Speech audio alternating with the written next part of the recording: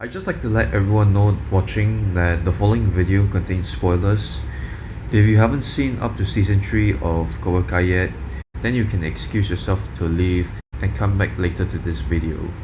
That is a choice. If you wish to stay, then please do. The new season of Cobra Kai has just been released, well, over 20 days ago. And today I'm going to give my thoughts on it from a first viewing perspective. Now, before I begin any further, I would like to clarify that I may not be 100% correct on my statements. Unlike my other reviews, this is going to be much more subjective, but I'm still saying this to give any newcomers a general idea of what my videos would be like. My criticism for any media can be debated or proven false due to my analysis of a certain topic. Objective statements are based on my research for a show, movie, or game.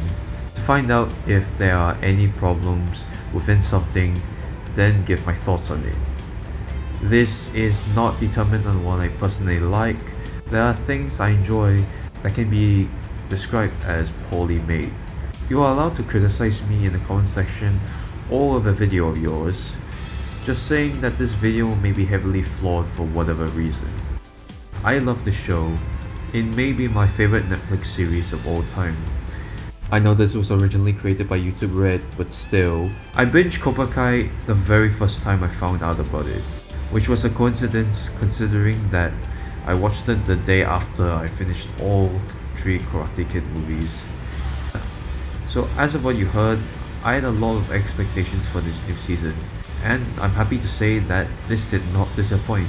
Now remember, this is coming from a first viewing perspective, so I might have missed a lot, but I know it's not perfect, and I'll try to give a synopsis without spoiling too much.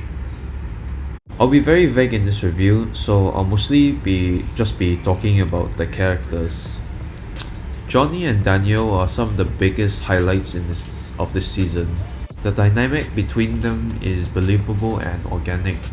Considering the banter is based around their different ideals when it comes to karate, it makes sense because both dojos are entirely foreign to one another, as they don't share any similarities whatsoever, besides fighting of course. Miyagi-Do focusing more on the spiritual nature and peaceful balance, whilst the latter focuses on the aggressive Cobra Kai standards of pushing the limits to win.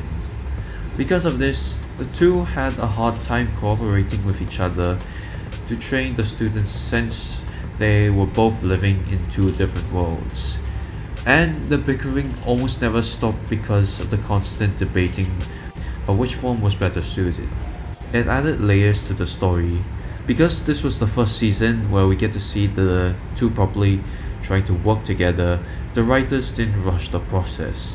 Instead, they built on it brick by brick, as we get to see some development between them as they try to get used to their own different fighting styles.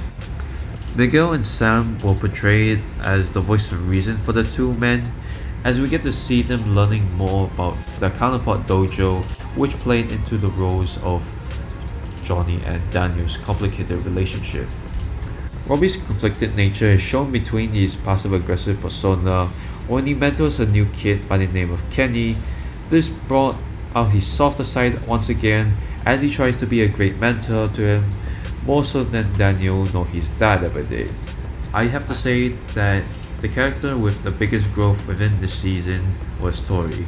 We get to see a lot more from her point of view of how she was dealing with her personal life, as well as her getting fed with motivation, which caused me to actually root for her, as the show proved that she actually had a heart in the series. I thank the writers of the show for having Amanda LaRusso playing a big part of that subplot, as the show really gave her time to shine.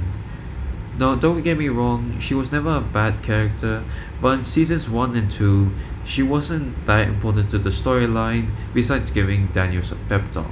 She was just kinda there, but in season 3, she was improved, and in season 4, she became a favorite of mine as we get to learn a lot more about her. Even Anthony gets a bigger role in the show as he was mostly absent in the previous seasons. Hawk has gone through a lot in the series, And in this season, the writers explored his character more, with him dealing with an identity crisis and a nice little redemption arc. John Kreese is already an awesome antagonist, but this may be an unpopular opinion. The way Terry Silver improvises and plans for what comes next felt so threatening because he organizes things way ahead of time. Whenever he shows up on screen, it makes it all the more terrifying and at the same time a joy to watch, partially due to Thomas Ian Griffith's surprisingly great performance. It honestly surprised me because since he hasn't done acting for a very long time, I thought he was going to be very off. And in the show, he actually looked like he was invested in the script. The plot is mostly well put together as we get to see Miyagi-Do and Eagle Fang students overcome foreign challenges, Robbie training a new generation of Cobra Kai to be more dangerous, and some drama that worked quite well enough. It didn't play itself safe as it took risks by having some main characters suffer through severe consequences, especially the ending. Overall, I think that season 4 of Cobra Kai is great. Not perfect. I might have to watch all of it over again to give a different rating and to see if there are some things I missed. I know that I made a lot of vague arguments, but my thoughts given are based on a first viewing experience, and I tried to make sure that I didn't spoil too much. I don't know, I think my subjective opinion has overshadowed my research for this. I sincerely recommend you to check it out if you haven't already. And if you want to see more content like this, click the like button, subscribe to my channel, and turn on notifications. Alright, good night.